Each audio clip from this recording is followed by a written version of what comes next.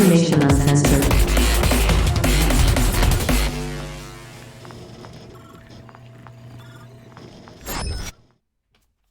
Welcome to Cybernation Uncensored. I'm Tracy. And these are our new players for our new show that we're doing. We're going to do session 0 today of our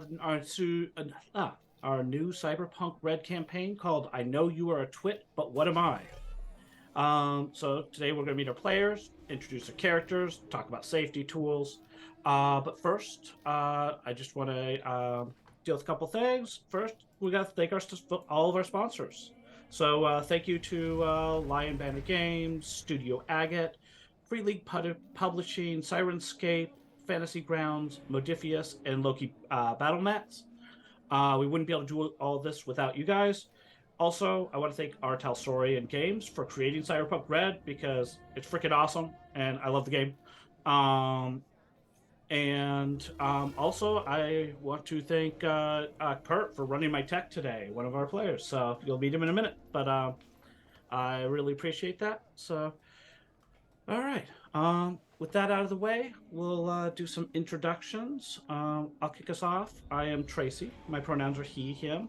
You can find me on Twitter, Twitch, Discord, sometimes Reddit, as Stinkpalm 007. I'm a ttrpg creative and pro GM. And I have a new D&D 5e supplement coming out next week on Drive-Thru RPG called Drunk and Disorderly, where we make some rules for intoxicants and give you a whole slew of fantasy drugs. Each week, you can catch me here on Cybernation Uncensored, playing in Team Starrunners on Fridays at 8 p.m. Eastern, and GMing this game Mondays at 3 p.m. Eastern, with Session 1. It's going to be starting on December 26th, 2 weeks from now. And then going weekly after that. So let's meet our fantastic players. All right, Kurt, why don't you introduce yourself? Tell us where you can people can find you, and let us know what you're up to. Hi everybody, I'm Kurt, aka Covenant, the Horrible Alchemist. You can find me everywhere at my socials. It's just easier to do that than say all the stuff. You can find me sometimes streaming on my own Twitch channel, but that's rare. Other than that, you can find me over on Emporium for the Wayward Gamer, where I am the GM for a homebrew setting of mine called Champions of Eclipsia, where I have a wonderful cast of great and wonderful people. And on Sundays, normally, I am part of another show, a Star Wars show called Luck of the Draw, which is also on Emporium of the Wayward Gamer. Little fledgling channel. We're trying to make it grow and stuff like that or whatnot. First time being on Cybernation, and I'm excited as shit to be here, everybody! So, this is going to be great. Are we doing character intros? We'll do those later on. Okay, then. That's me. All right. Moving on. Diamond Dust. Introduce yourself. Tell people about you. Hello, everybody. I'm Diamond Dust. I am a netrunning VTuber. You can find me at my links below. Also, one of the co-founders for the Moonlighters streamer group. This is my first time with Cybernation Uncensored. I am happy to be here, and I've been GMing Cyberpunk RED for my group for a little close to about 6 months, I think. We're gonna be getting close to 6 months. So yeah, actually 20 weeks. It'll be 20 weeks coming up here soon. That's all I got for you. Nice. All right. So moving on to Crimson. Go ahead. Yeah. Hey y'all, Crimson Galaxy. That's Krimsin, because I'm not me without a little bit of sin. My pronouns are they, them, she, and they. And yeah, this is also my first time appearing on Cybernation Uncensored, and I am incredibly excited about it. I've been excited to play Cyberpunk RED for quite a while, read the book a couple times, and it just hasn't worked out up till this point, so I am excited. Awesome. All right. And then lastly, we have Anthony. All right. My name is Anthony, as you can probably tell. I am a he/him, I guess is what you would call it. You know, who I am. I'm just some guy, and I signed up and I got the role. That's who I am. I did not expect to be here, but I'm very excited. You know, where can you find me on social media? If I'm being honest, I don't have a really social media accounts at the moment that are public, so I don't have any listed, as you can probably see on the overlay. I think there's one more thing. Any projects I want to shout out? Well, I don't really have any projects to shout out of my own, but there's no but, honestly. I don't know. It's all good, man. That's all good. Yep. Awesome. All right. So that's our players. Basically, we're gonna chat a little bit about my general GM style, their play style. Go into some safety tools after that.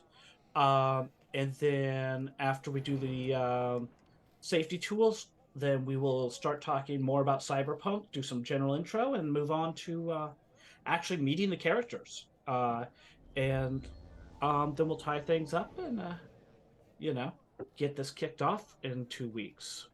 So, for me, my general GM style, I mean, like, the main thing that I worry about, and every GM I've taught, is if everybody has fun, then you succeed. It doesn't matter what else happens. Players can die, you can go off the rails, you can ruin the mission, you can forget half the rules, and you can make bad calls, but if everybody has fun, then we succeeded, because it's a game. So, we're here to have fun. I hope you guys have fun too in the audience. And that's a primary thing. Otherwise, I like making open world type setups. So missions that have an objective and maybe some constraints, but how you achieve this is up to you. I'm flexible on a lot of things. If you can argue a good reason for using a skill for a certain purpose, a lot of times I'll let you go for it. There's a lot of skills in Cyberpunk. And so, I like to let people use them and let people show off that they know crap like bureaucracy or something, because it does come in handy sometimes. I'm always flexible on that, and I'm willing to entertain your suggestions at times. And I'm usually try to flavor things in terms of what you're using. And then I like to allow things that make things interesting. So, obviously, we don't go too crazy with everything, but and I don't like dealing with like power gamey stuff, but if you have good ideas, go for it. If it causes problems, well, that might make it more fun. So yeah, I tend to be a flexible, open GM. I like to roll with things. And kind of give you guys a lot of autonomy to figure out how to work with, figure out what you want to do. So that's a little bit about me. Other than that, I mean, I've been GMing Cyberpunk RED pretty much since I could get a hold of the book. So about 2 years now, and I have been GMing in general for 30 plus years, and playing for about as long.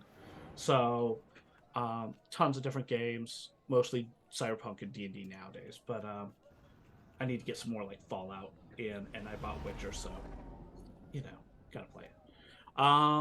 Yeah, so that's me. So players, I'd love it if you will go around the table and each of you just tell me a little bit about like your play style, like what kind of elements of ttrpgs do you enjoy the most or least, like our role playing, puzzles, combat, exploration, whatever.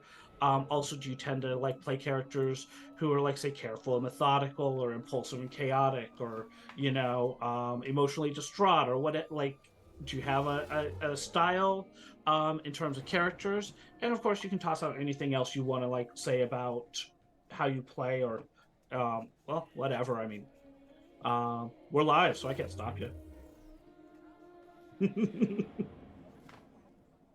So why don't we just go around again, starting with Kurt.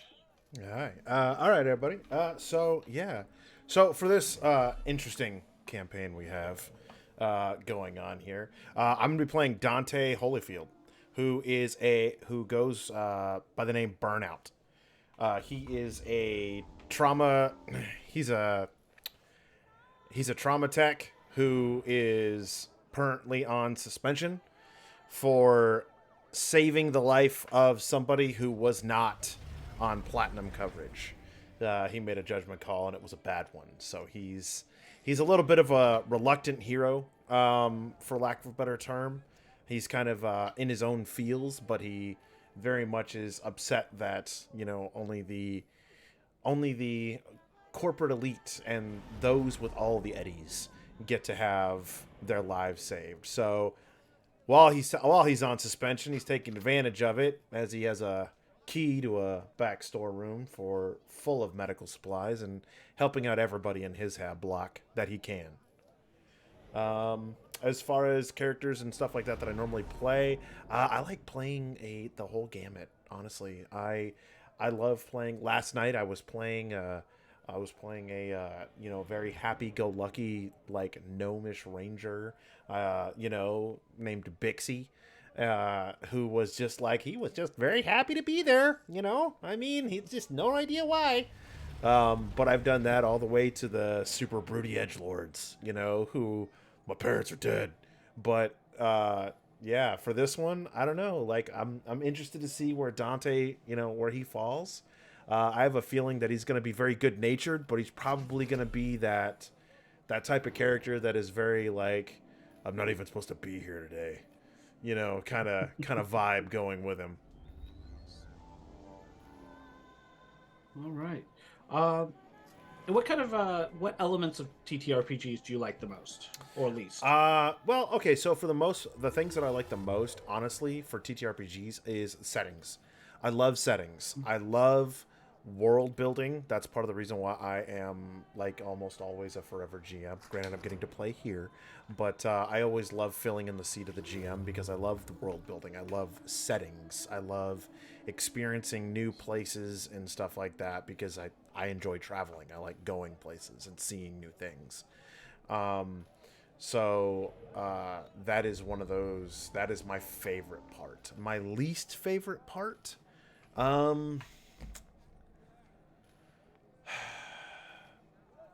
my least favorite part about TTRPGs is when a world becomes stagnant.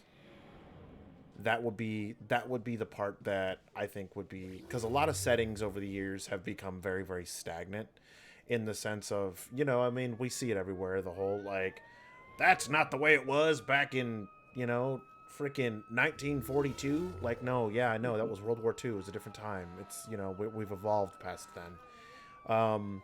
So, there are some things that need to be the same, but some things definitely need to change, and I'm all for, like, an evolving landscape as far as it comes to TTRPGs. So there is that. But the big thing that I absolutely, as this place here obviously illustrates, there's more out there than just Dungeons and Dragons. Definitely. And I feel you on the world building. I mean, I'm going to make the stuff anyways, even if I'm playing half the time. Yeah, so, right? Like that's my whole thing is like Cyberpunk, especially, like, the cool part about, like, Night City, that is the great thing about Night City, is that Night City is never the same day to day, right? Mm-hmm. Like, it is ever changing. It is moving at the speed of technology, which, yep, as a person who's about to date himself, right? Who grew up in a household with a rotary phone, and now I walk around with a device in my pocket that has more computing power than what they used to get to the moon and back, right? The concept of just how fast we can move through and how quickly everything can evolve and change it's insane to me, and I love it. And that's part of the reason why, like, I've been so itching to play some Cyberpunk, is because of that. All right. Diamond Dust. So tell me some about your play style, elements of TTRPGs you like, kind of characters you like, that sort of thing. So with me, my tabletop experience started when I first started in college, like back in 2017, where I was introduced to Dungeons and Dragons 3.5. And something I really found is like when I play, I don't tend to play like the forerunner of the party. I tend to be very much more the supporting. I like to play the supporting roles.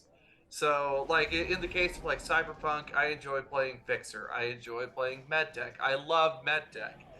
I tend to be very forward about the fact that I love MedTech.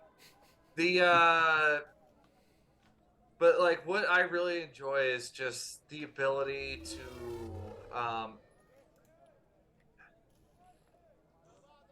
I think it's just a little bit of the escapism and being able to be someone else that be someone else that I don't have to be, because my typical like 7 p.m. to 7 a.m. I'm working as a night guard. People don't like me. Meanwhile, I swap over to being med tech, and I'm like everybody's best friend. Great day, love it. But I normally am a GM.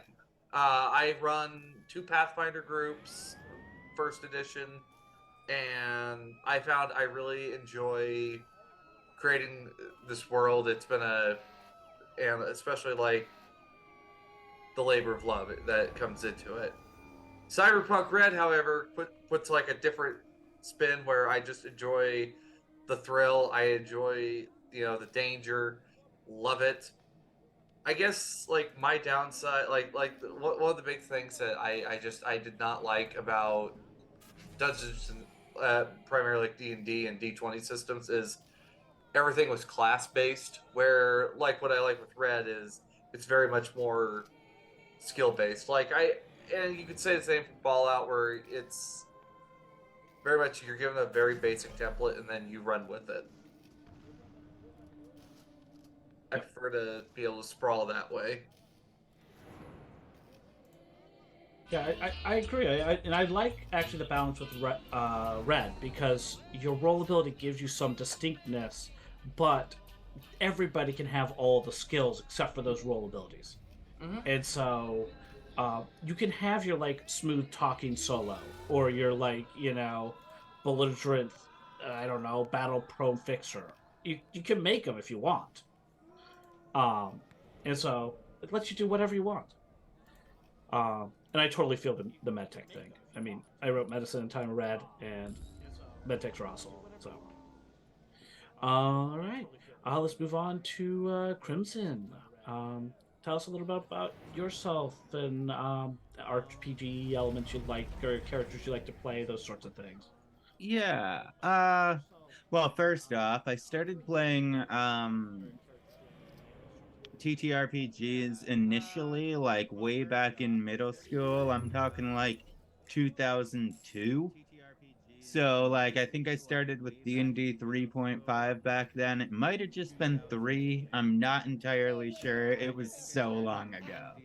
But yeah, honestly, what I like most about ttrpgs is honestly the role-playing elements of it. Being able to put yourself in different people's shoes, being able to build characters that fit into the world you are playing in, and just like trying to react the way someone from that space would react, trying to put yourself in that situation, because in my opinion, we don't have typically enough agency to make real changes in life.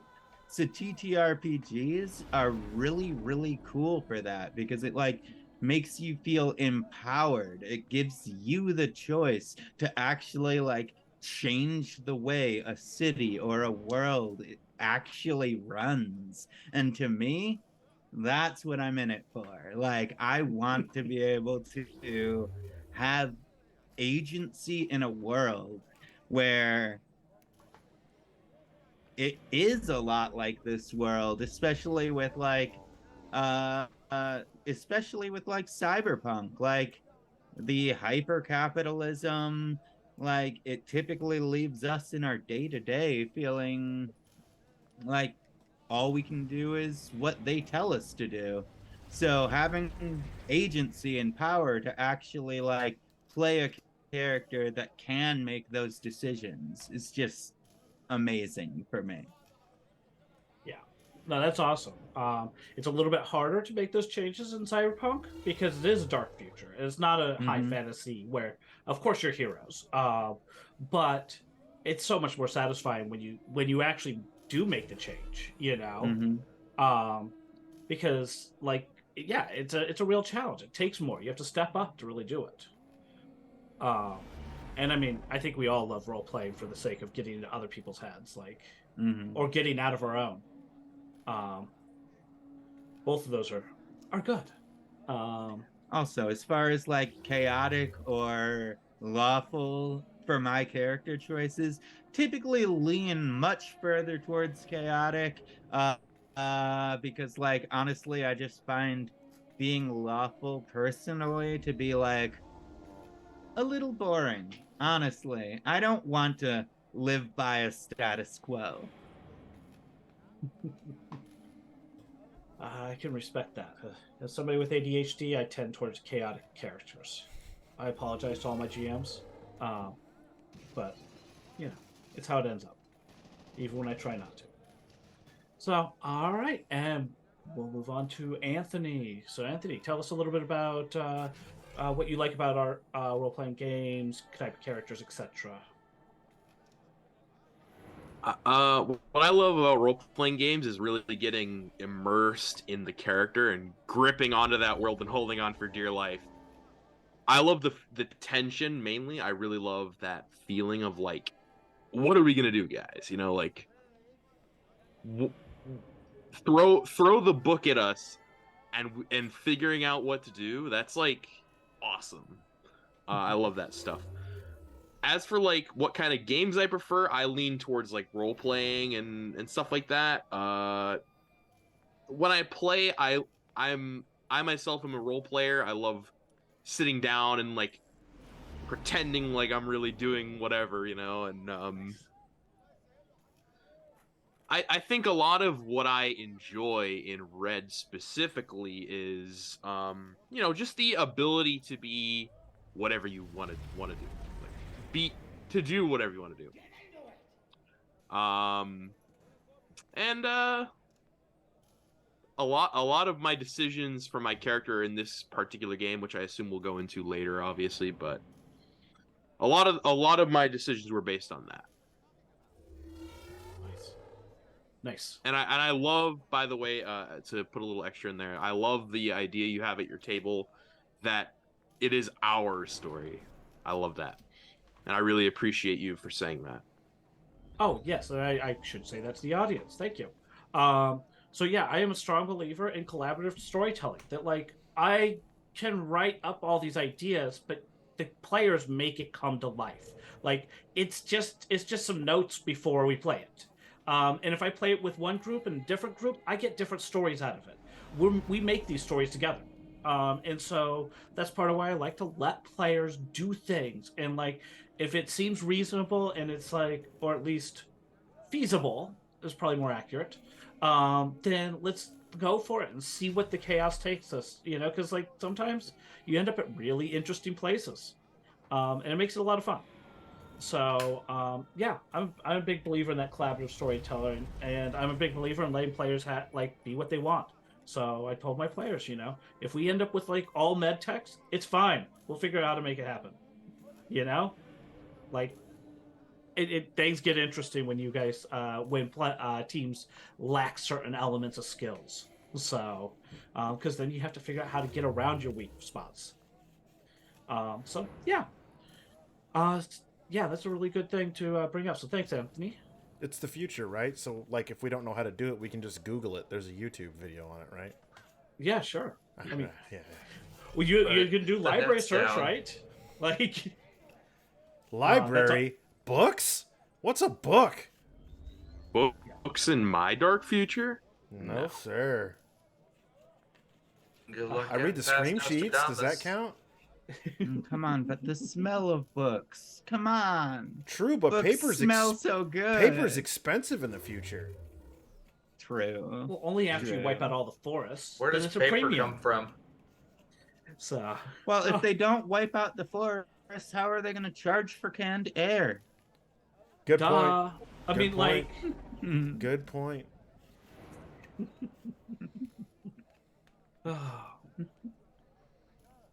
that reminds me, my son came up with an idea for Cyberpunk of a subscription weight loss service in which you pay a subscription to get your scale, and when you stand on your scale, it decides how much you're allowed to eat for the day, and then it pumps it Japers. out like a vending machine.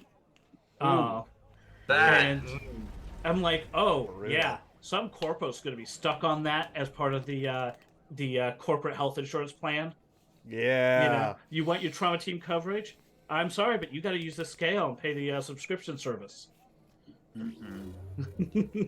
I was like, damn, It's scary that's how- Cyberpunk. It's scary just- how believable that is, though. I also just feel like that system actually isn't going to take into account different people's different body types and No, not like at all. the way they have to be healthy. No, Like, that's not going to take some that into people effect. aren't built the way that insurance wants them to be built. No, and especially not in the dark future. No. You know, Hmm. so And and good forbid that you happen to also work a job that puts you in a line of fire often. Yeah. That definitely isn't going to help at all. Isn't that every job in the dark future? I mean, that's a fair assessment. I mean, this is Cyberpunk. I mean, what At do you least do? get I into your deliver job. newspapers and I get shot at. I mean, cyberpsychosis could happen at any time. You can be working a fast food job and just have someone come in and kill everyone. well, I mean, they should have got their order faster. Right? Yeah, Yeah. true. They were hangry. They were very hangry. I'm telling you, those fast food workers need to hurry up and install some like speedware because if they don't have it, they're not going fast enough. All right. Awesome. All right. Moving on just a little bit. So we need to hit some safety tools, of course, because that's important for session 0. Set the expectations between players, GM, everybody, so we know we're all at the right table, so we can all have fun. Because, of course, like I said, for me, that's the primary thing. Let's have some fun. And so I have several safety tools that we're using. A primary one is lines and veils. Lines are topics that you don't want in your games. They're excluded entirely. You just don't they're not something that you want around. And veils are topics that you don't need excluded, but you should handle with care. Lines and veils are something that can evolve or change, or people forget something. So we'll go through our lines and veils, but if anything comes up at any time, even in the middle of gameplay, that you're like, oh, this is a line here, or we're pushing something like that I'm not liking, just step in and we can change direction, because we want everybody to have fun. And so communication is important in that sense. But yeah, it's not static. It evolves. Things change. People are different, change.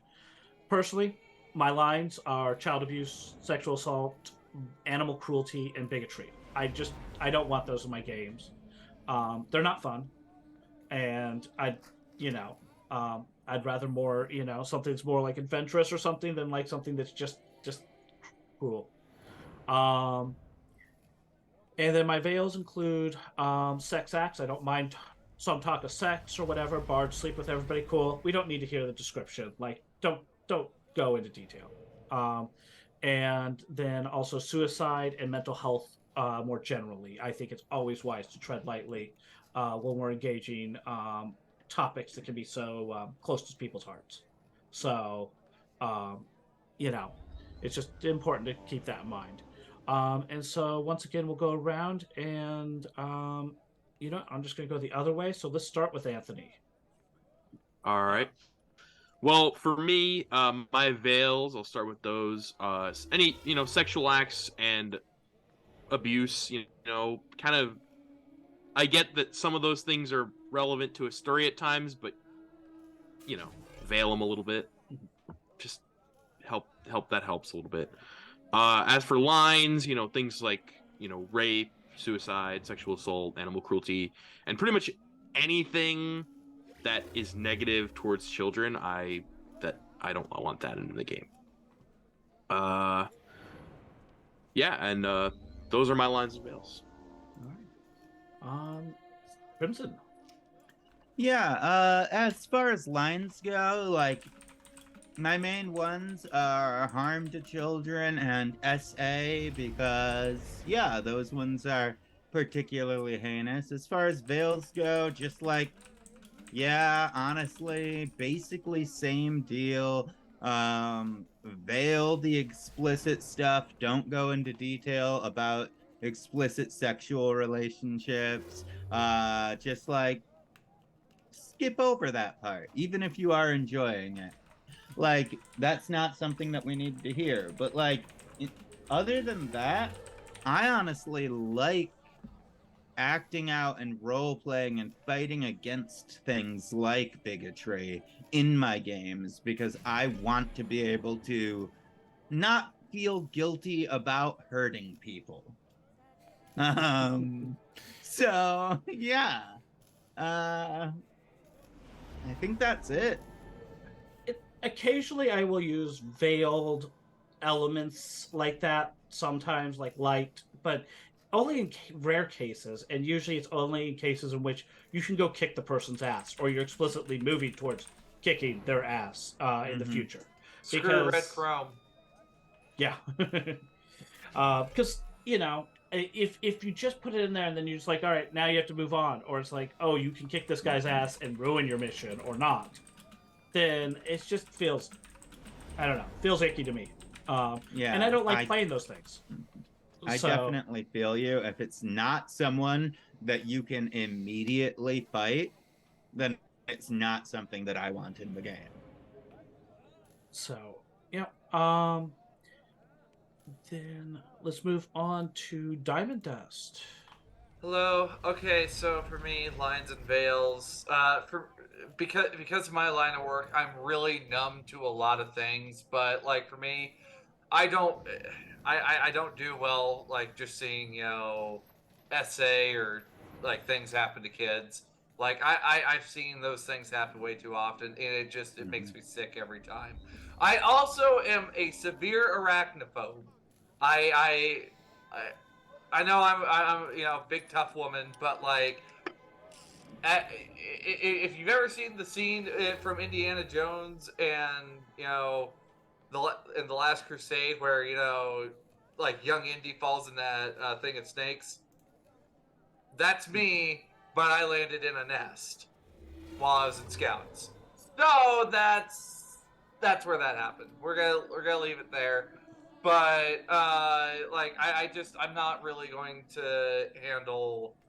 I just don't want to deal with that outside of being at work, and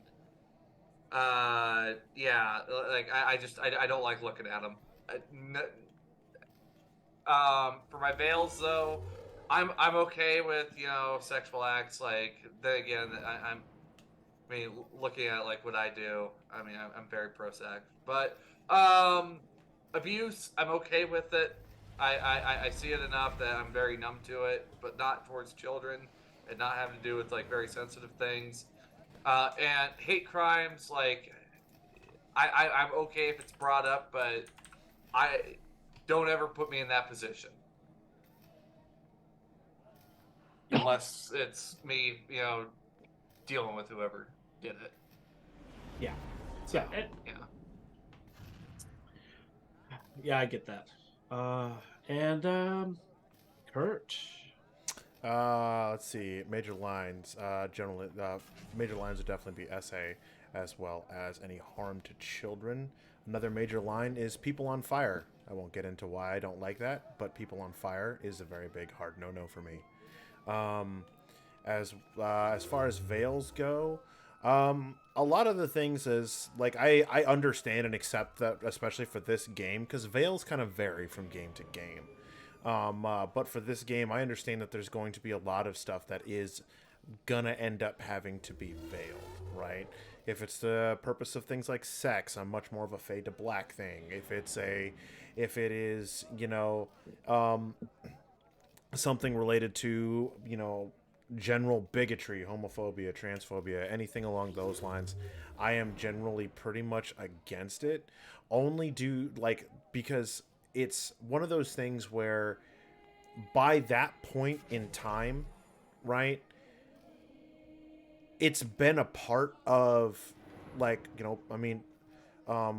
trans people as well as, people of color, everything along that, have been around for so long and are such staples of the world. It doesn't make sense to where that would be there, right? Especially in Cyberpunk, right? Where everything is transhumanism, right? So it makes no sense to me why any of that would ever really truly be there. Because it feels to me, especially for like a setting like this, it's more of a classism than it is anything actual racism or bigotry or things along those lines. So those are things that I just definitely not super big on.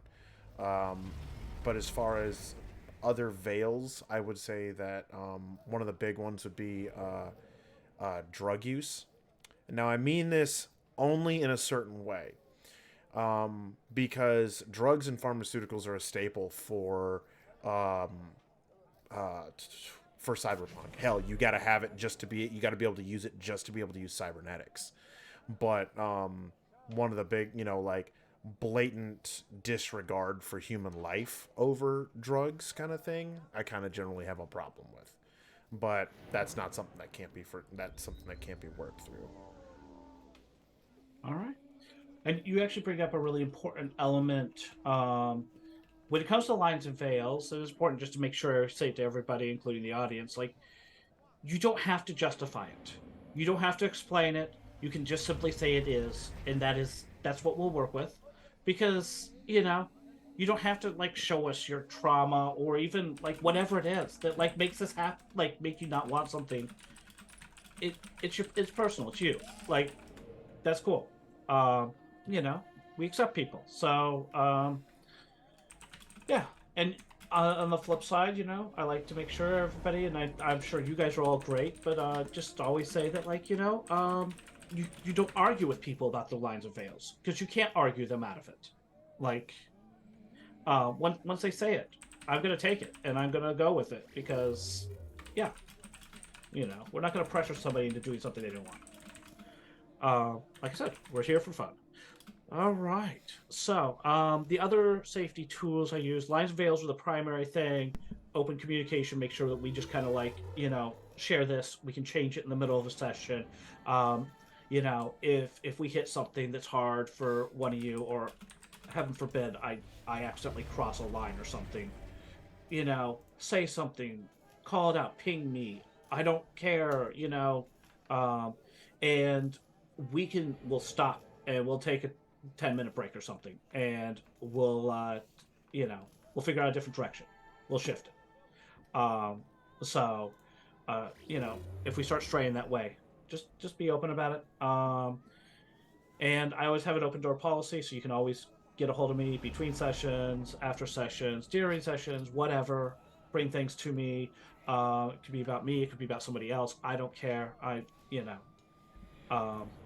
How you don't grow as a GM unless you listen to criticism. Yeah. And then along similar lines, we're going to try to do a break halfway through each session, about 10 minutes if we can manage it. But if you ever need a break, you need water, you need to go to the bathroom, like, just say it. I'm not a taskmaster. I'm not going to make you sit here and be like, no, you have to go thirsty and hold it. Come on. So if you need a break, say it. We'll do our break early or whatnot. And if we go past, we go late and I haven't done one, say something. I get caught up in stuff and lose track of time. Yep. And then the last safety tool is more to help guide our ship as we move forward is stars and wishes.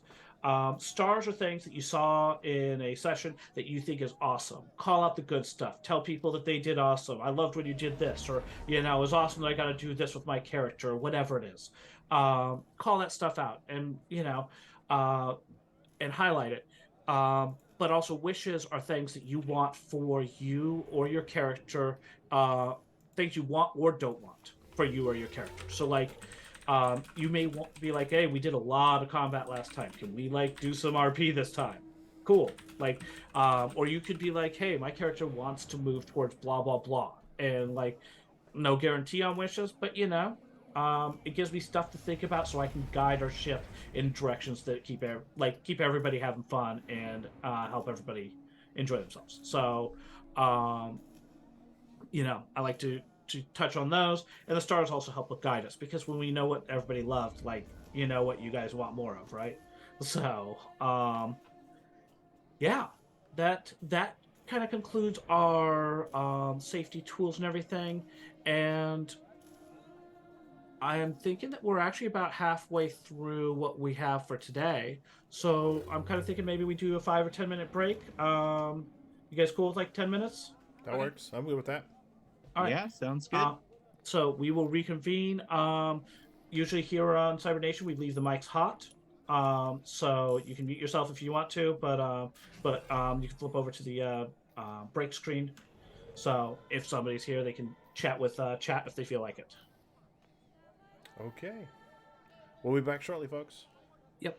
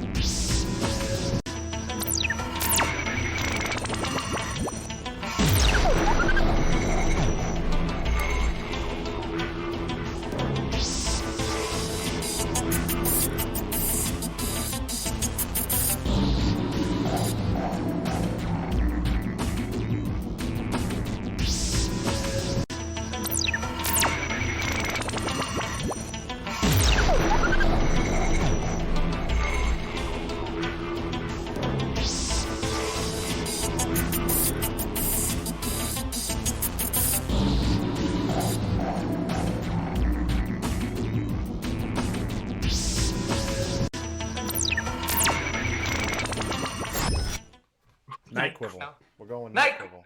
Night Quibble, that nice late night snack to get you to bed. Oh, hi everybody. I have no idea We were what just Night not Quibble sponsored by is. Night Quibble, by the way. Yeah, not sponsored by Night Quibble. Whatever Night Quibble is, I'm not exactly. Yeah, I'm We still, do not need whatever continental that brands after our ass. happens to be. Don't clip that. Yeah. So, all right, we're gonna get into this last part. First, I was gonna tell you guys a little bit about at least one of the structures of the stream that you probably are not familiar with, and then we'll talk about the like a little bit of world intro, a little bit of campaign, a synopsis idea, so you have some idea where we might be going, and then we'll introduce characters and connect their backstories a little bit. So the first thing I want to bring up is in the Cybernation Twitch, when you're earning your little cyber coins or whatever they call those, you can spend those. And in Cybernation, you can spend those to get +2s for a player on the next roll. The -2 is actually for Fallout games. So if somebody gives those, then I get to use those against you. But you can also get a critical injury on the next hit, or something random and pointless. You can spend these on these various things to kind of boost things up, and the audience can do so as well. The one caveat is you cannot use your own item that you bought. So if say Diamond puts in a +2, Diamond can't use that one. And if it's the next one in line, then Diamond has to go without for a little bit until somebody else spends that one. So, there's a risk if you want to swamp it with your own stuff. But that's something that we have in there. And offline, we'll figure out somebody will need to keep track of the rewards that are dropping in and what's getting used. So I just want to make you guys aware of that. All right, so I will move on to some general information. So for those who haven't spent a lot of time with Cyberpunk, I know most of you guys are rather familiar with the layout, but I don't know if everybody in the audience is. We diverged from our timeline around the late 80s, when the book was written. So go figure.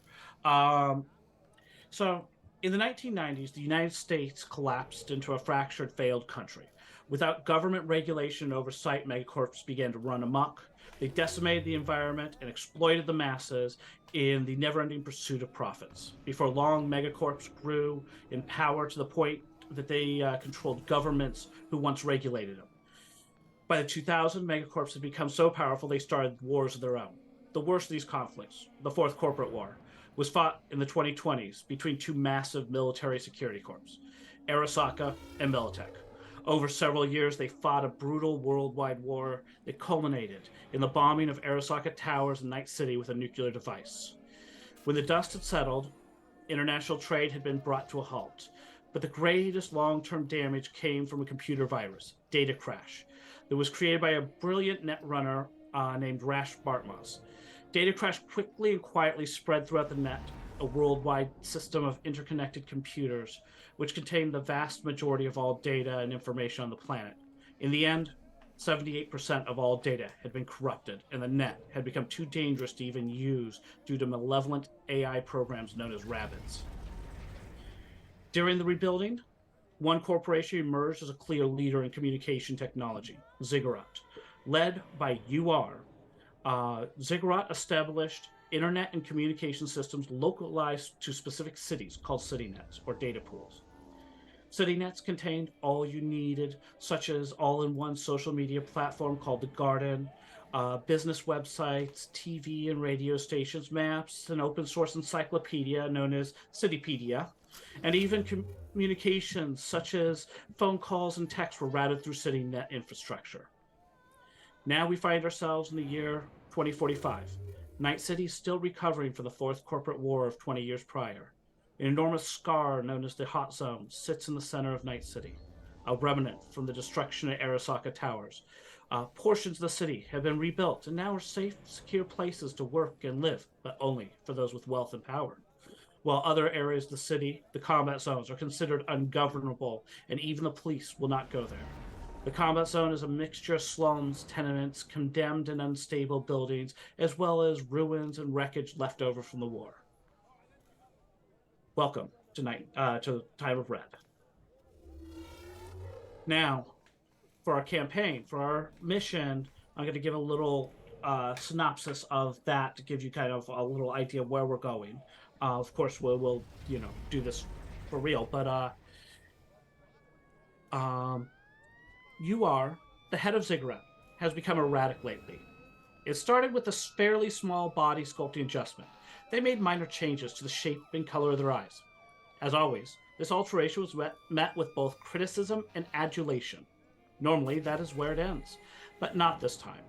UR started banning accounts critical of them en masse, including a number of high-profile accounts, which stirred up even more criticism. Then, UR changed their bio to Chief Twit and posted a video in defense of their actions that was just plain weird. Some felt UR's response was vaguely ableist and classist. After that, it got worse. UR started making policy proclamations about CityNet and the Garden as a whole without warning, details, or context. Yet, they were publicly threatening to fire their employees if they didn't implement these changes by the end of next week. Now, most of UR's videos are either agitated and threatening policy proclamations, or excited and confused diatribes that somehow involve Rash Bartmoss. The crew is approached by UR's personal assistant, Kim, because she is worried about UR's safety. UR has recently decided to cancel their regular therapy sessions and step back from their duties at Ziggurat. UR has been regularly attending off-site meetings with an unknown party and only bringing their bodyguard and driver along. After these meetings, UR has suffered from nosebleeds, headaches, and even passed out several times. Yet they refuse to seek any medical help or even explain what the meetings are about. The personal assistant hires the crew to extract UR and bring them in for long overdue medical treatment. So that is the basis of where we're going to be starting with. And with all that in mind, of the world of where we might be going with this, we're going to go ahead and introduce the characters. Let's meet all the characters. I'll have each of you guys go through, tell us a bit about your character. You don't have to reveal all your secrets, but give us something to work with.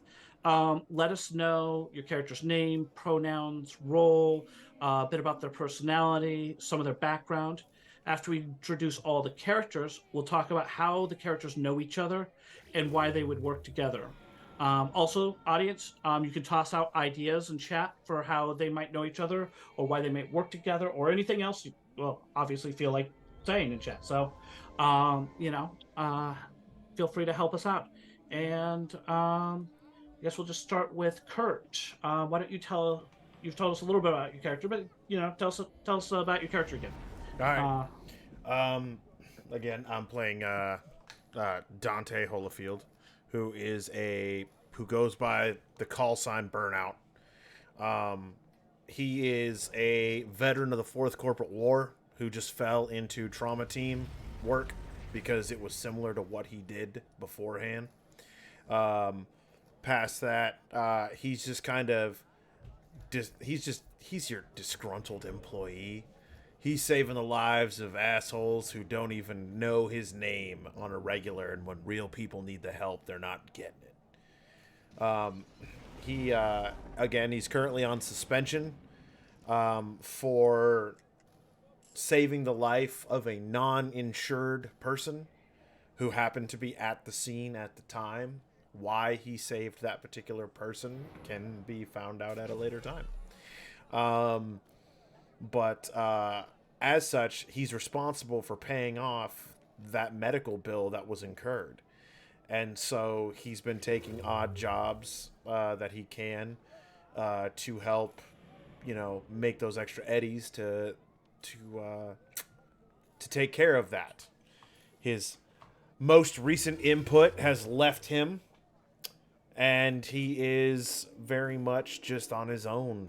He's found what little recompense he can in the bottom of a bottle, but when he isn't doing that, he's helping out whoever he can inside his hab block.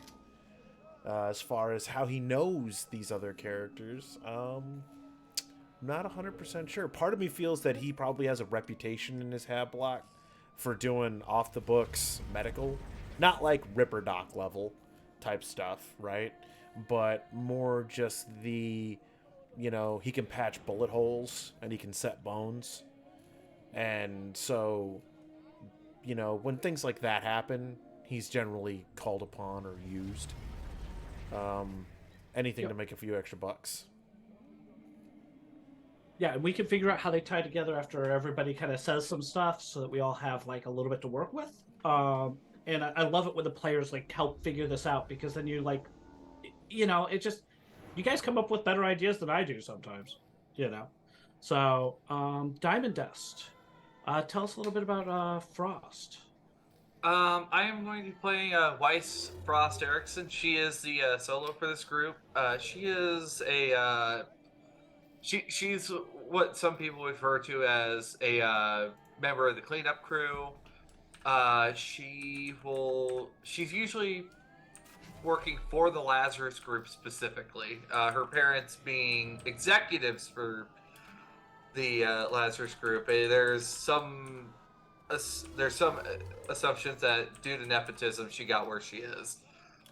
She's basically she's been paid to go to academies to learn to fight, to be able to blend in with crowds. She's basically an up and coming infiltrator for the Lazarus group, and she's just trying to survive corp life due to her family also having a hereditary feud, most likely some infighting with other members of the company itself. She also does pick up other jobs for other companies at rates appropriate, and has decided that being solely with Lazarus is not paying out the way she wants it to. She does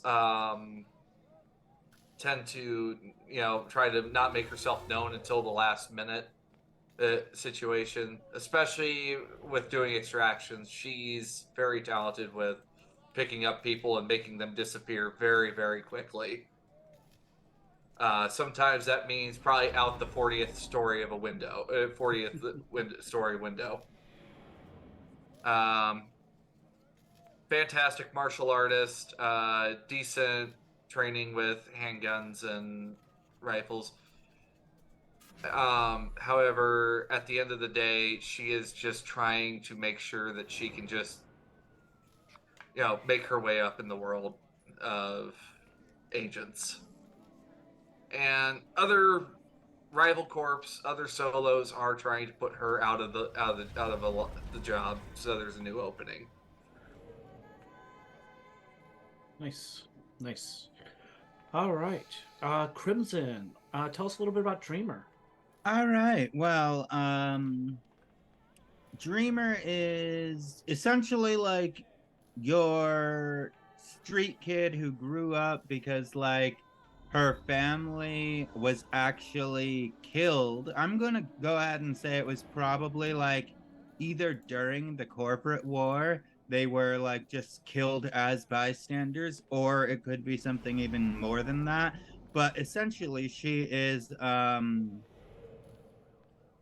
person who has had to learn to live her life on the streets. Most of her skills are like stuff that you would pick up hanging out with gangers and other nomads. She is a nomad. I should have said that.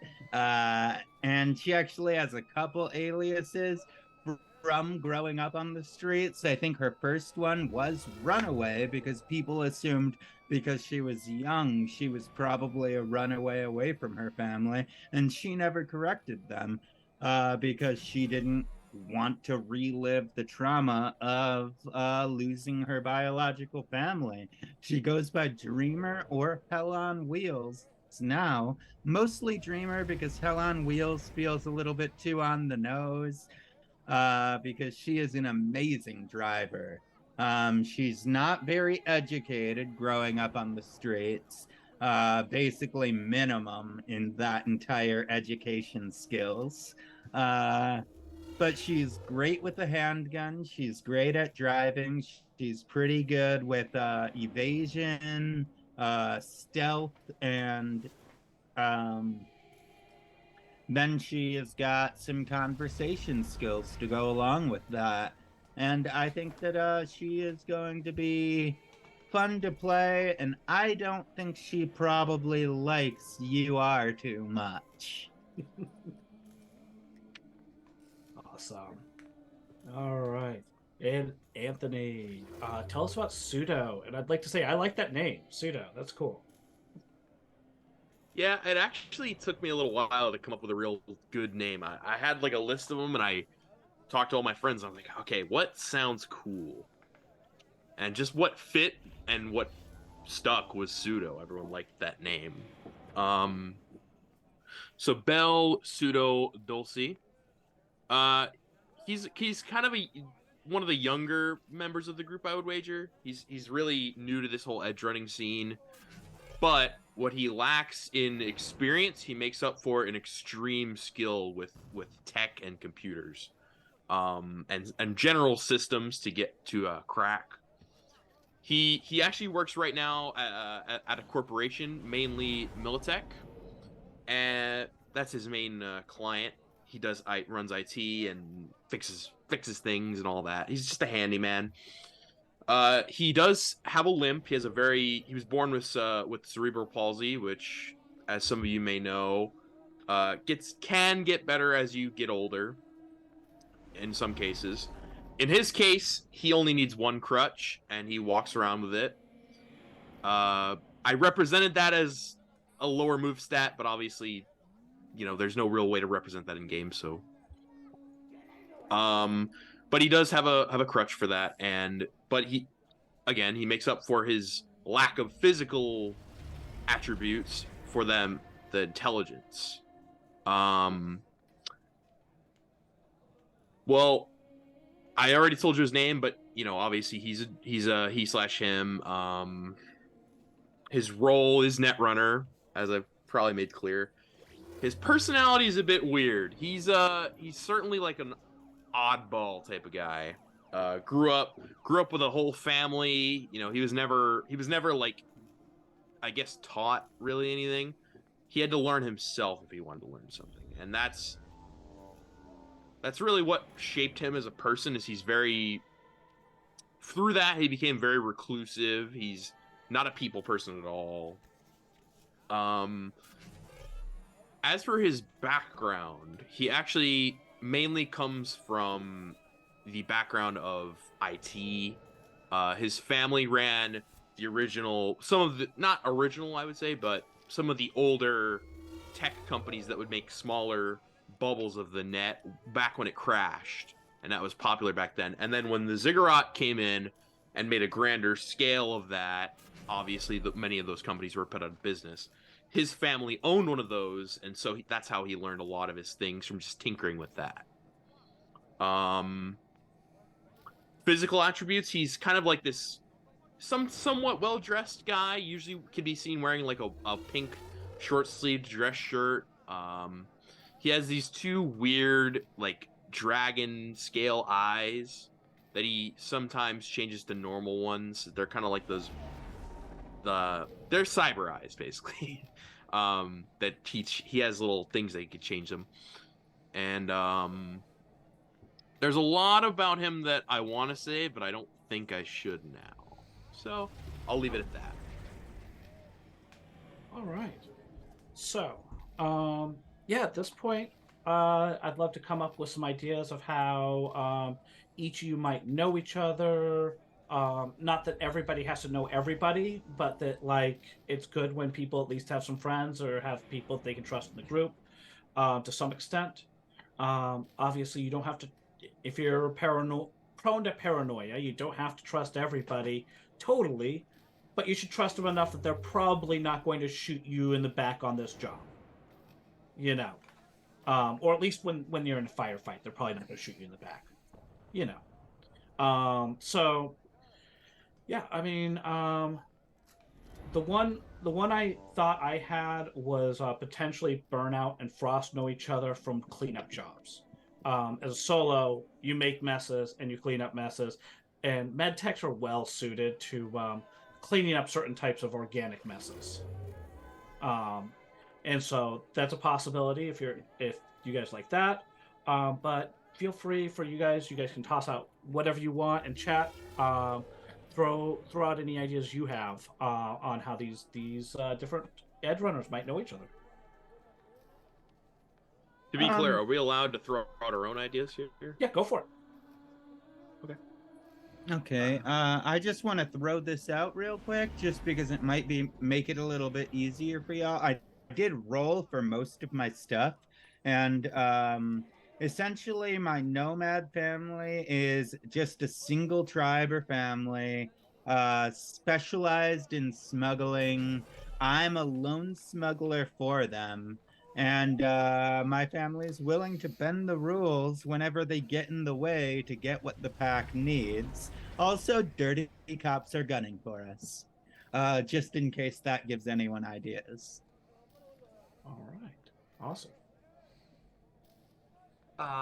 Seeing how Frost is primarily associated with the Lazarus Group, and the Lazarus Group is definitely not a pet company of Militech. There is definitely no correlation there. It wouldn't surprise me if Frost has also encountered Pseudo before, especially with her running between different buildings and, maybe having to get someone to shush over there, if you will. Well, maybe I was part of that mess cleanup, Burnout had to fix the organic elements, whereas I had to fix the more digital trail elements. They're not on the payroll. Yeah. Yeah, that would work. I mean, because when you're cleaning up, it's good to get rid of all the video, get rid of the records, or put the right video in or the right records. And so that could definitely work. The Frost and Pseudo may have done some jobs before, like cleaning stuff up. Maybe Dreamer was the getaway driver. The thing with Frost is, like, she has gotten herself to a point where she just kind of looks like an every person. Like, she looks like anyone, and not like specifically anyone. It's just she wouldn't stick out anywhere. Unless it's very, very dirty places, then she might have to muddy herself up a little bit to blend in, like, amongst Maelstrom. So I actually gave my character a couple different outfits to choose from, so when she's going all out as her, she's gonna stick out like a sore thumb. But, like, she's also got, like, regular nomad clothes that are just like, I got an entire nomad outfit as well as like a ganger jacket and some casual clothes. That way I can change my outfit depending on what situation we're in. So half the time she'll stick out like a sore thumb. The other half the time she just looks like a normal nomad. So does Pseudo have health insurance by chance? Not by the mechanics necessarily, but I would imagine narratively he has some level of, like, he knows a guy that can help him. I was just curious, just curious. That's not all. trauma team by any means. He's not a rich man. No, I imagine. But he knows a guy with some band-aids. I imagine that Burnout probably has patched a few holes on Frost. And probably because he grew up in a mega block, like that's where he grew up. He probably would know Pseudo from growing up in a hab block. Part of his background is that he's a little bitter towards a corporation so I could literally make the corporation Militech due to his family losing everything due to poor management from Militech. So like, there's a possible tie there. As far as like a tie into Dreamer, I mean, shit, he could have honestly, met her at a bar. potentially. I also don't hate the idea of my family having like their own doc on staff that they could be like paying you to come in every once in a while, I mean, just to help out. I mean, he's gonna take that. He's gonna take a job like that for sure. I mean, you know, he's 1.2 million eddies in the hole, so he's gonna take whatever he can. Yeah. Saving a life is expensive in Night City. Mm-hmm. Yeah. And I was just thinking my family probably mostly deals with like ripper ducks and other like street corner medics. Yeah. So yeah. Yeah, 1.2 million, Frost. How you think a ride in that hover car is cheap? Nah. Oh. Oh. You got to figure right now we're paying what, 20 grand for an ambulance ride, less than a mile. Imagine doing it in a hover car. Wait, hold on, wait. Where are you at that it is 20?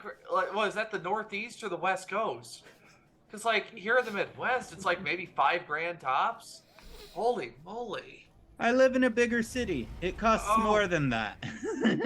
Oh gosh, I kind of forget these things are a thing, but I think that also really helps play into Frost that she doesn't quite register that people on the street really deal with some shit. Like she sees it, but she's never lived it because she's private schools, academies. Silver spoon in the mouth, probably at least real food once or twice a week. I mean, she's gonna be, very neutral towards a lot of people. It kind of shows it in her empathy too. She's just, I'm curious. Hang on, real quick. What's everybody's signature item? Tattoos. Tattoos? Yeah, she's got a lot of fashion wear, EMP threading.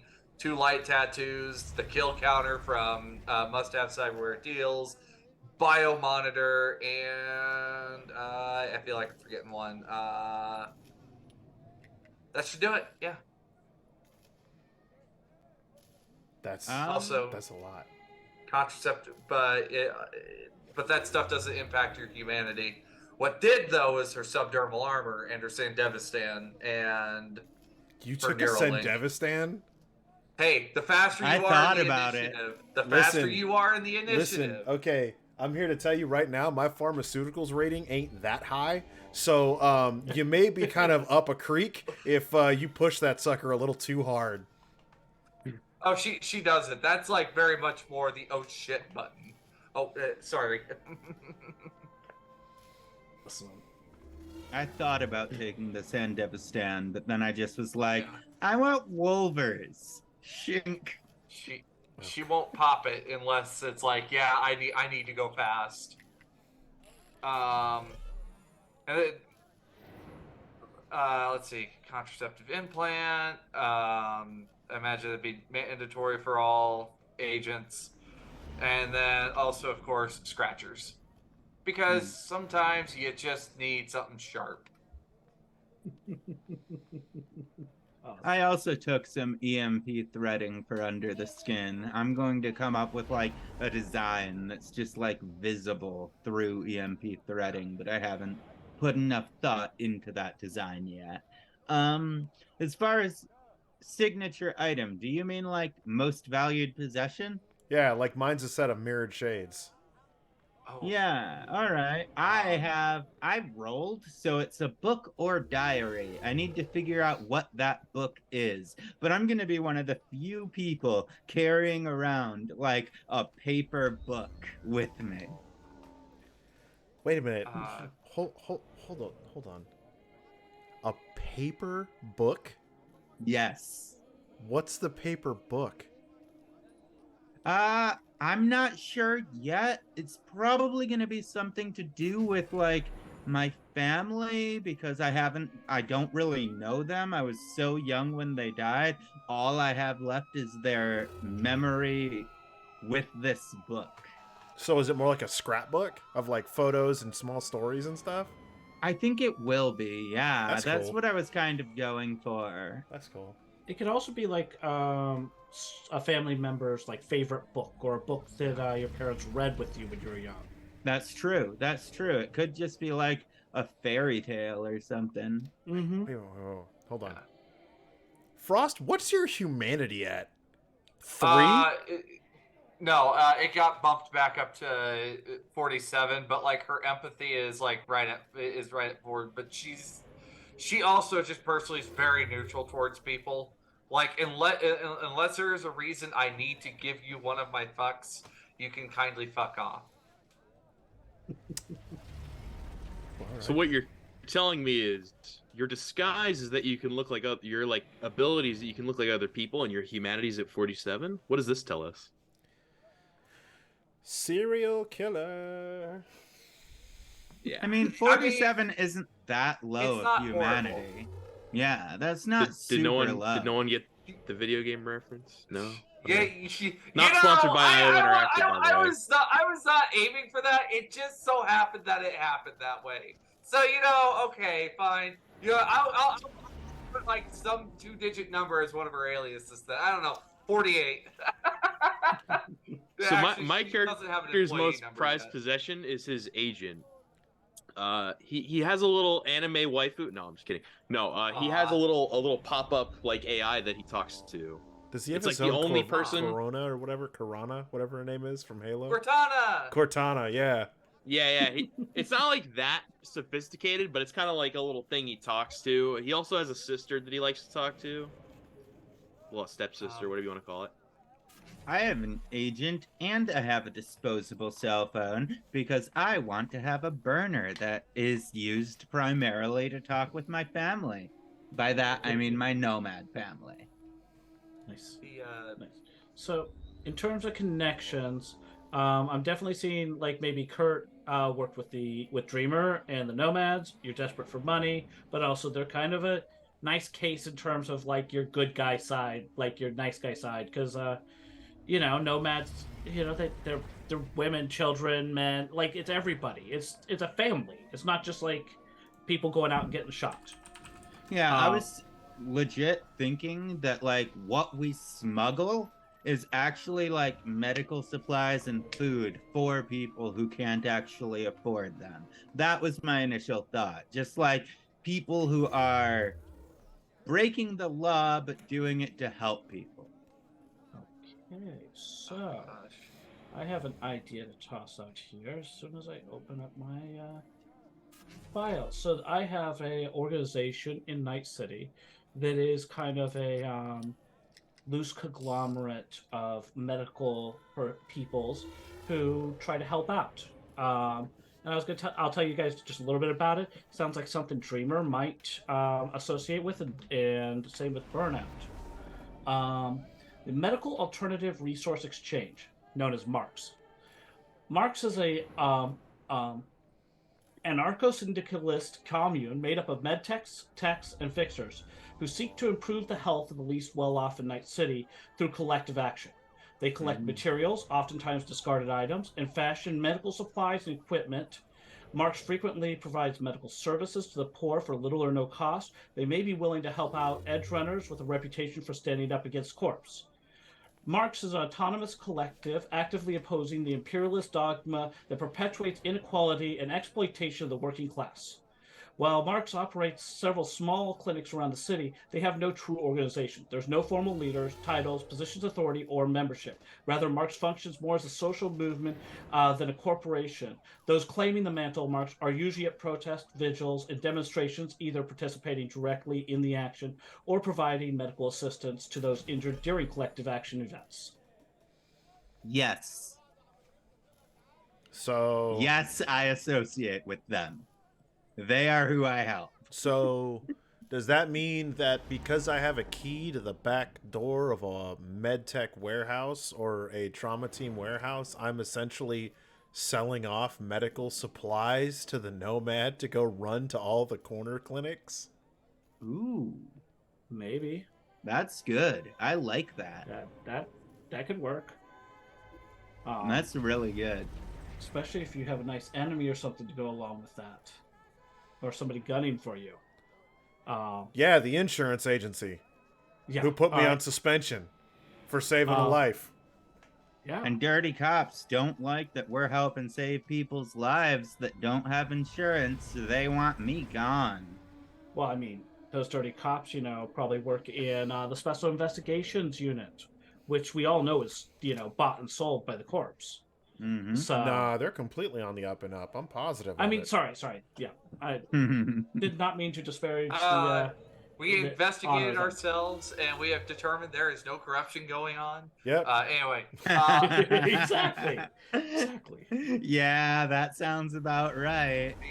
Well, in that case, then, if word gets out and somebody, oh gosh, because like Frost is also kind of passed around between corps from Lazarus. Like she's literally rented out from Lazarus to other groups to deal with little problems like this.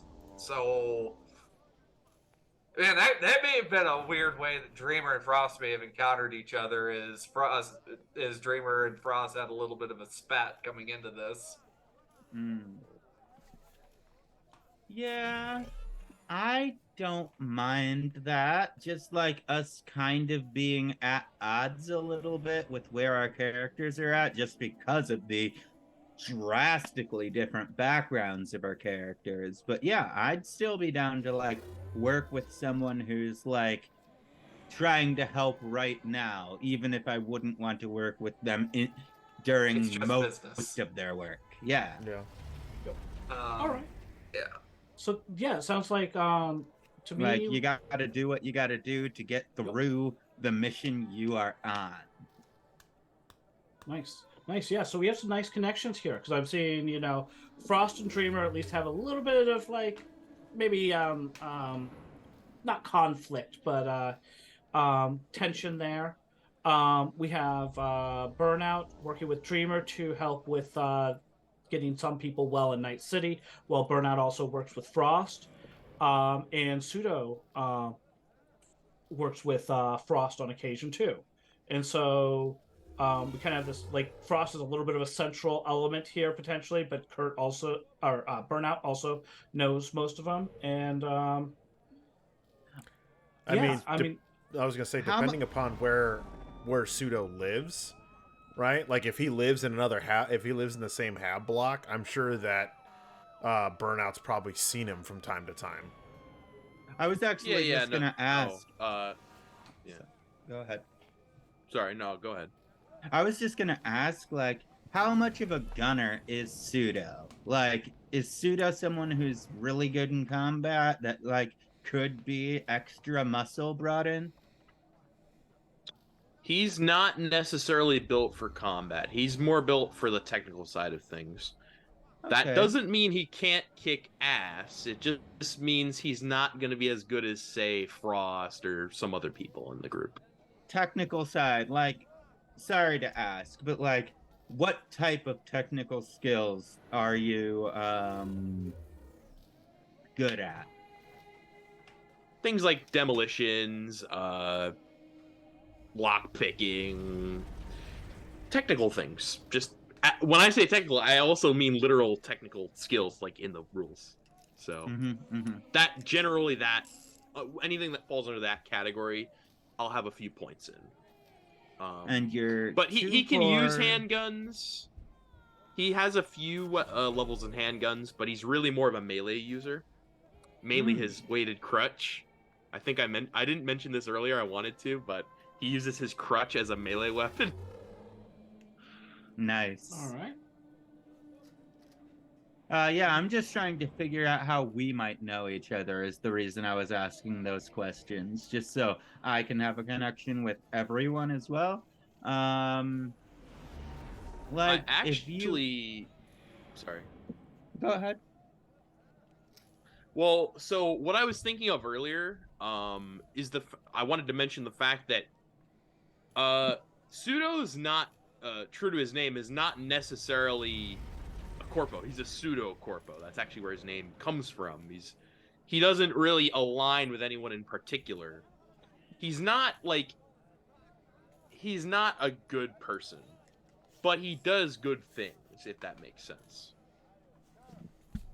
He looks at freelancing, kind of like, as long as you're not pushing any limits here, sure, it's none of my business. Basically, so obviously he won't kill people and all that unless he really has to. But his main thing is he's a freelancer. He really doesn't care what you're up to as long as you're willing to help him spread his message, which is mainly that the net should be a free place.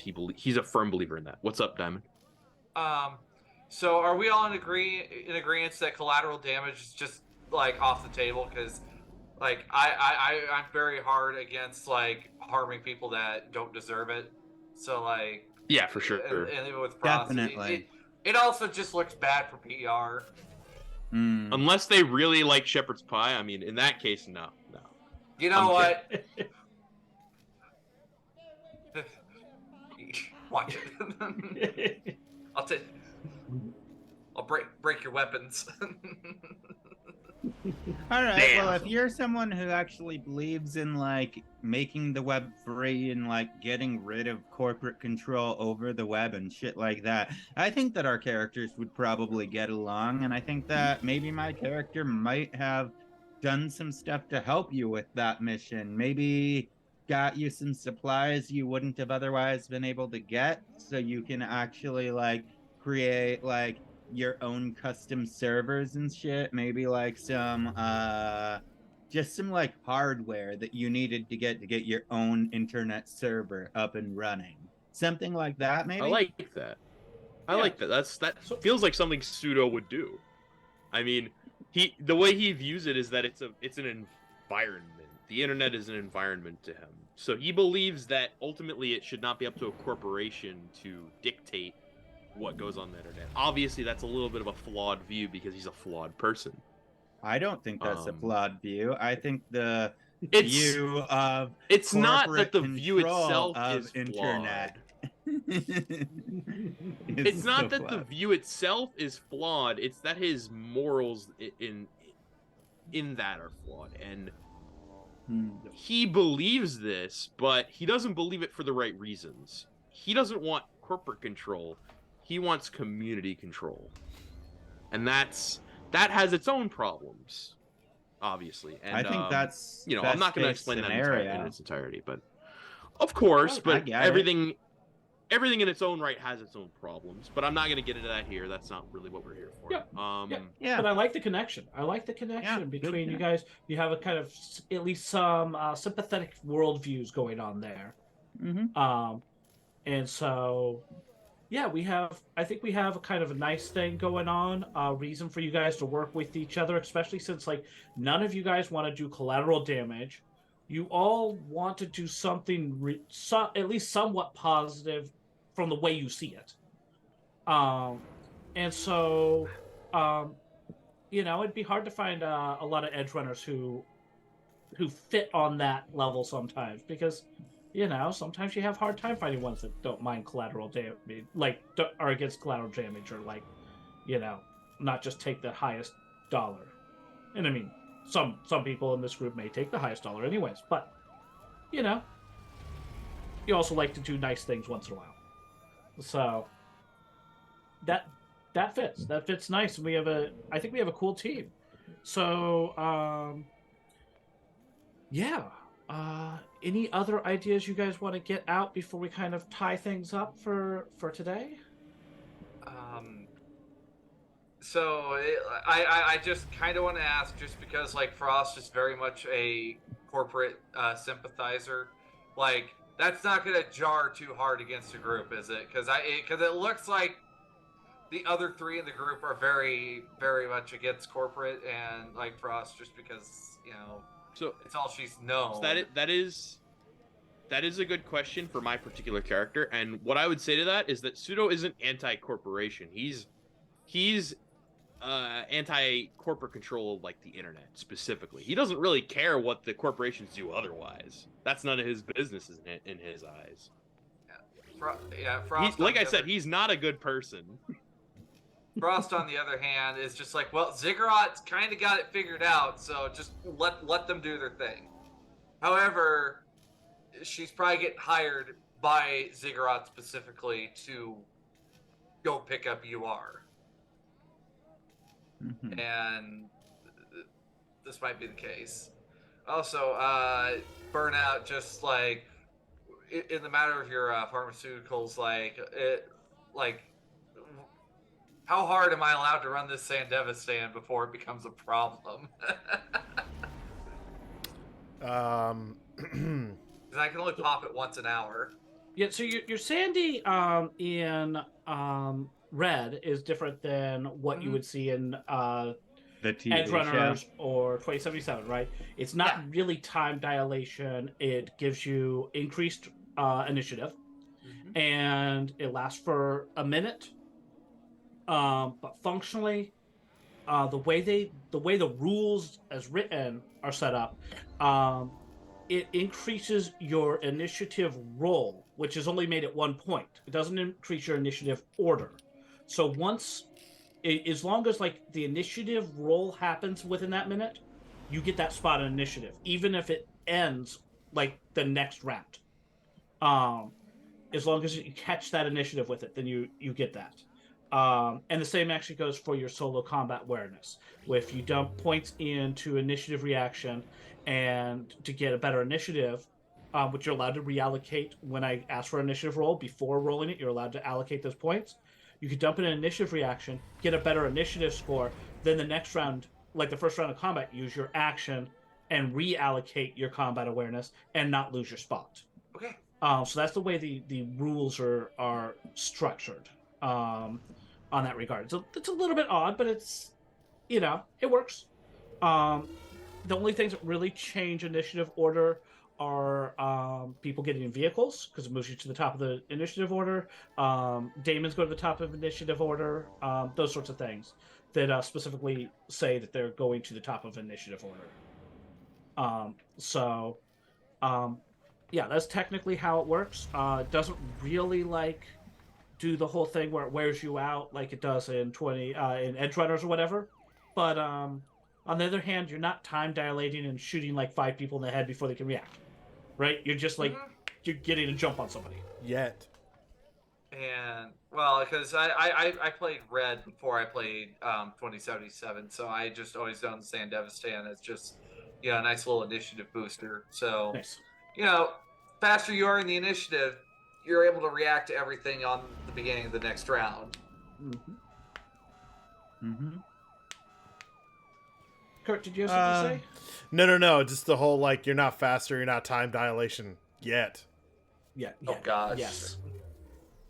As far as your question goes, Diamond, about being willing to work with someone who is so entrenched in the corporate world, when especially my character is so far removed from that world, I do think that it will have some points of contention, and I do think that we will butt heads a little bit, but I don't think my character is one that would intentionally try to go after someone that they're working with or anything like that. I don't think that's something she would do. I think she would be willing to work with people to get the job done. That's actually why I was okay with the family is willing to bend the rules whenever they get in the way to get what the pack needs.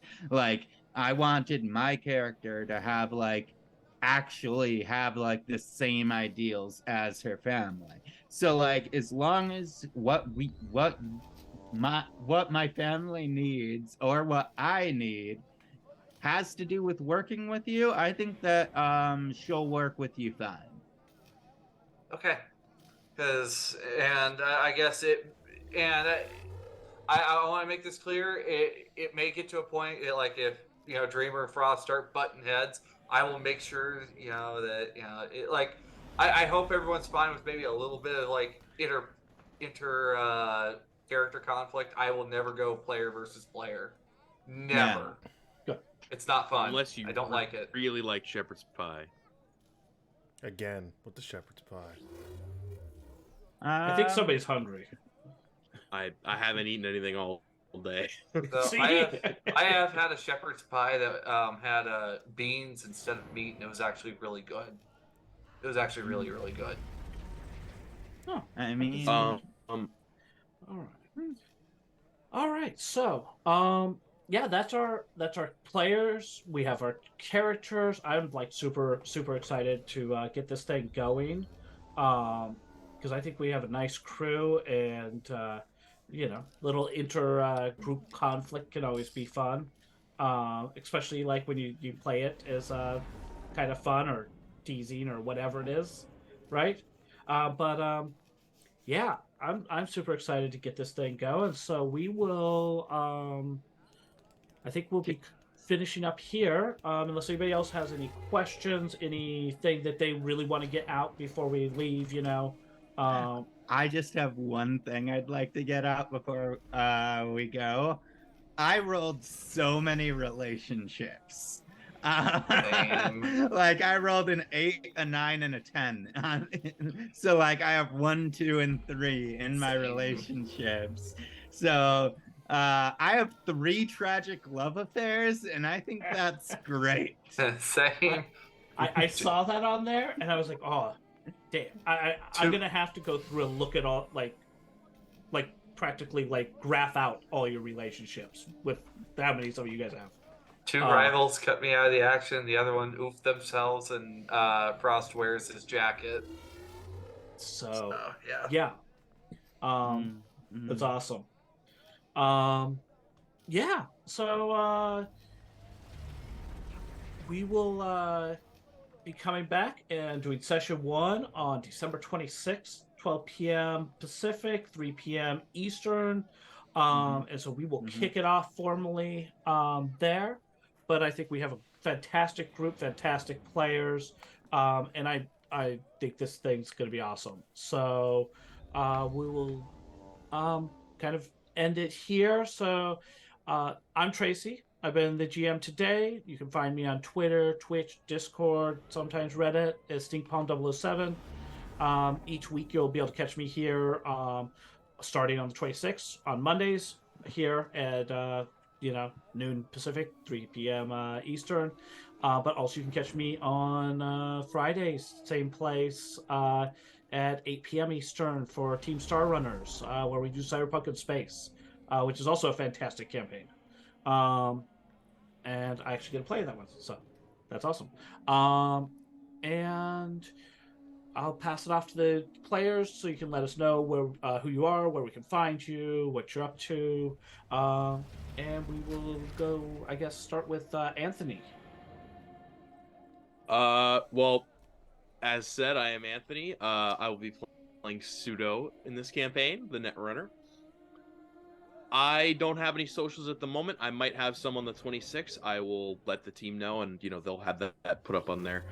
But at the moment, I don't have any socials linked. You can find me on the Discord at Belladonna. That's what my name is on the Discord. Other than that, I loved being here. Awesome. Crimson. Hey y'all, again, Crimson Galaxy, that is Krimsin, because I'm not me without a little bit of sin. You can find me on Twitter at sin_gal, and you can find me on both Twitch and Instagram at Crimson_Galaxy_RPG. As far as the games you can find me in on a weekly basis, on every other Tuesday, including tomorrow, I'm going to be doing Squid Menace over on Alakazam's Twitch channel. We're a little over halfway into that, I think. So that is pretty good. On Wednesdays every week, I do Things from the Flood campaign over on Party Wipe Games. at 1 p.m. Pacific time. On Thursday, every other week, I have 12 over on Horde of Tales at 11 a.m. Pacific time. And on the other Thursdays, I have Call of Cthulhu over on So Matty Games. On Fridays, I have Don't Rest Your Head over with Other Doc, who I believe might still be in the chat. And that game is so good. Then I actually do this week have a one-shot over on The Lost Caravan. I'm going to be playing Honey Heist. And that should be just like a really fun time. Then every other week, including this coming Sunday, I have Call of the Netherdeep, a 5e campaign over on Fool's Moon EI at 3 p.m. Pacific. And that's basically what I got, and I'll see y'all back here on the 26th. Wow, that's a lot. Yeah, sorry. Oh, it's all good. And Diamond Dust, go ahead. Hello, I'm Diamond Dust. I'm playing Frost. You're a big solo and every woman. I stream pretty much almost every day. You can catch me over on my Twitch channel, Diamond_Dust_320, or on Twitter at 320Dust. 18 plus only. That's all I ask. I'm a co-founder for the Moonlighters Network, and Moonlighters has Cyberpunk RED every Wednesday night. I highly would recommend stopping by at about 8 p.m. Eastern time every Wednesday night, where you catch my crew. Nice. All right, and Kurt, go ahead. Hey everybody, I'm Kurt, also known as Covenant, and I am playing Burnout, our resident MedTech trauma team guy on suspension. You can find me this Wednesday over on Emporium for the Wayward Gamer. And you can find me on Sundays on Emporium for the Wayward Gamer doing Star Wars. Thursday is Champions of Eclipsia, but that's rounding out. And Star Wars is currently on its mid-season break. You can find me over on my own channel sometimes, depend upon if the mood strikes me. We're all stream video games once in a while. But past that, you just got to kind of watch my socials, and whenever I'm doing something, it's always getting posted there. All right. Well, thank you, everybody, for joining us. This was an awesome session 0. I'm super excited to get this thing going. And so we will see you guys again on December 26th, noon Pacific, 3 p.m. Eastern, for, I know you're a Twit, but what am I? We'll see you, folks. Thanks for watching. Cybernation Uncensored.